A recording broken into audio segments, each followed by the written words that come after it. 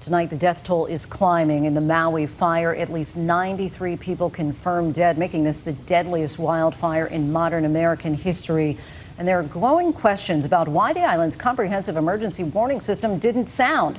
Officials confirmed there were no audible alerts. Hurricane force gusts only caused the flames to spread more rapidly, giving many little time to escape. Some residents are now asking if lives could have been saved. We talked to those who had to resort to the water.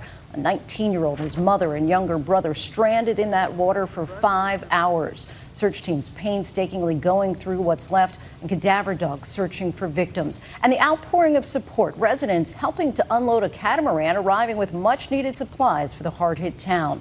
Just one of a number of examples of Aloha Strong. We have team coverage tonight from Maui. ABC's Whit Johnson leads us off. Tonight, Maui's catastrophic infernos now marking the deadliest wildfire in modern U.S. history.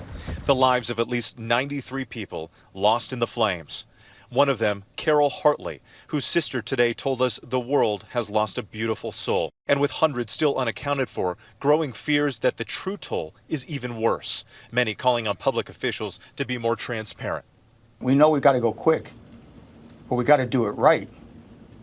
So when we pick up the remains and they fall apart, and so when you have 200 people running through the scene yesterday, and some of you, that's what you're stepping on. I don't know how much more you want me to describe it. That's what you're stepping on. Of those lucky to survive, some jumping into the ocean. Both sides, to the left and the right, are on fire. Including 19-year-old Noah Tompkinson, who captured this harrowing video. He was with his mother and younger brother, escaping the fast-moving flames, waiting in the water for 5 hours. We're through the worst of it. We're gonna be okay. And Mike Caccino, who owns a dog care business in Lahaina, saw the oncoming flames and ran to the beach, hunkering down with others. There was times where we had to leave some of the dogs up on the wall or on the water while we swam out because we couldn't hold the dogs up, plus ourselves. But at the very end, when we were able to give them back to their parents. Tonight, serious questions remain about the alerts that failed to sound. The Hawaii Emergency Management Agency confirming on an island with one of the world's most comprehensive siren systems, most often used to warn of possible tsunamis, none were activated. There were multiple fires at the same time, and the circumstance was greatly complicated also by the heat and the speed with which the fire spread, destroying a great deal of infrastructure.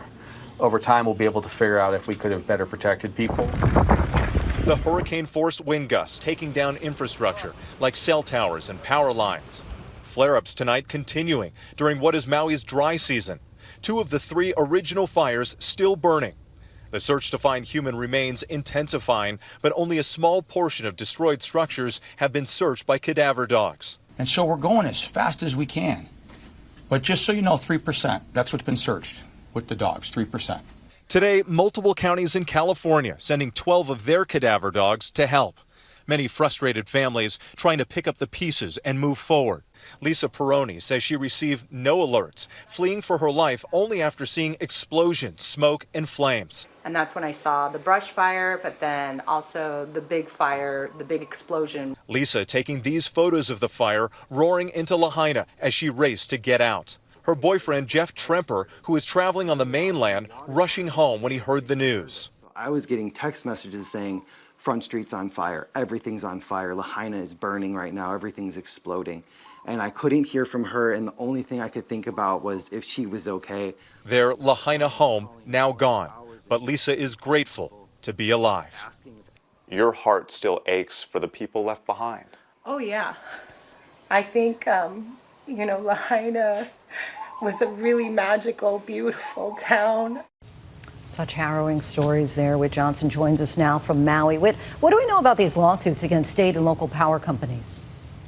Lindsay, already at least one class action lawsuit has been filed accusing the power companies of leaving their power lines energized even when they knew there was a risk of high fire danger and powerful winds. Tonight, Hawaiian Electric telling us they cannot comment on pending litigation and that the cause of the fire has not yet been determined. Lindsay? Whit Johnson, our thanks to you. Hi, everyone. George Stephanopoulos here. Thanks for checking out the ABC News YouTube channel. If you'd like to get more videos, show highlights, and watch live event coverage, click on the right over here to subscribe to our channel. And don't forget to download the ABC News app for breaking news alerts. Thanks for watching.